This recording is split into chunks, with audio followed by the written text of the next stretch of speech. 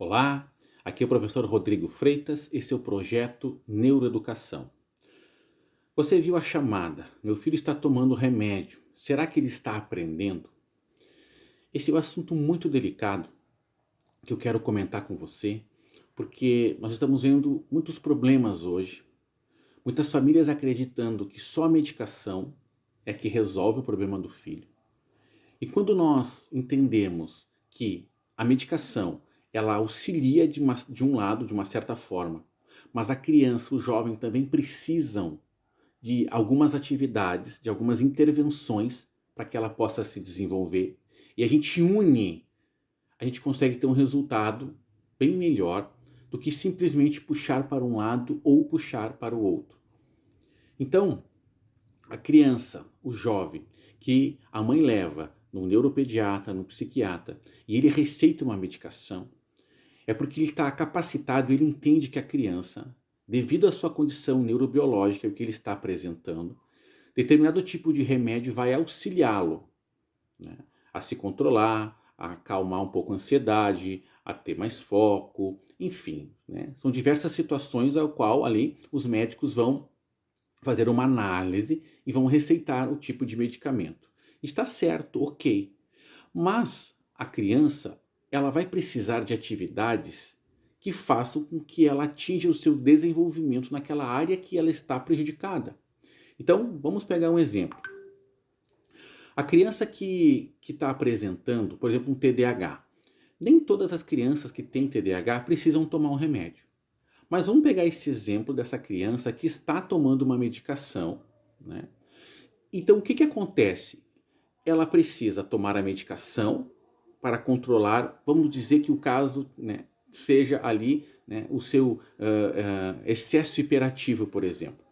A criança não consegue ficar parada, enfim, então a medicação vai controlar ela um pouco nisso. Ok. Mas a gente precisa verificar quais são as dificuldades reais que a criança está apresentando em sala de aula, para que a gente consiga auxiliá-la a ter foco. Porque a medicação ela vai ter um período que vai agir na criança. E o restante do tempo, o que vai ser feito? Então, as intervenções, as atividades e os trabalhos realizados favorecem com que a criança melhore o seu foco, melhore a sua atenção. Então, o medicamento e as atividades se complementam e auxiliam de forma efetiva.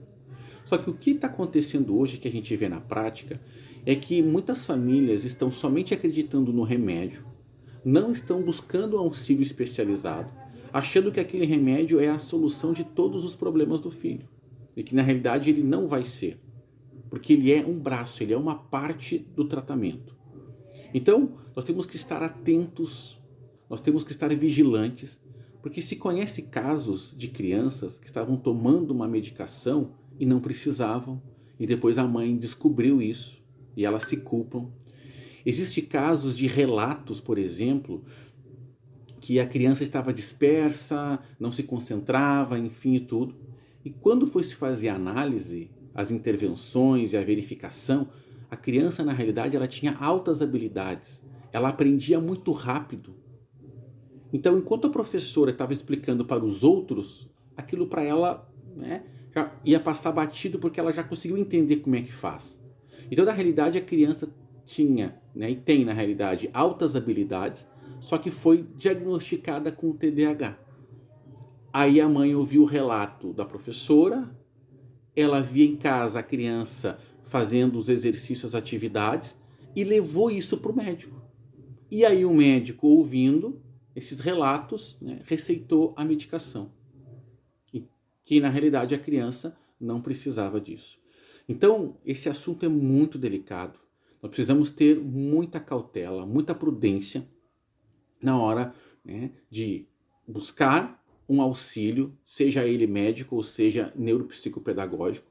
Por quê? Porque nós precisamos complementar esse tratamento. E esse tripé, família, escola e atendimento especializado, eles formam então esse conjunto que vão dar essa base, essa sustentação para que sejam tomadas as melhores decisões.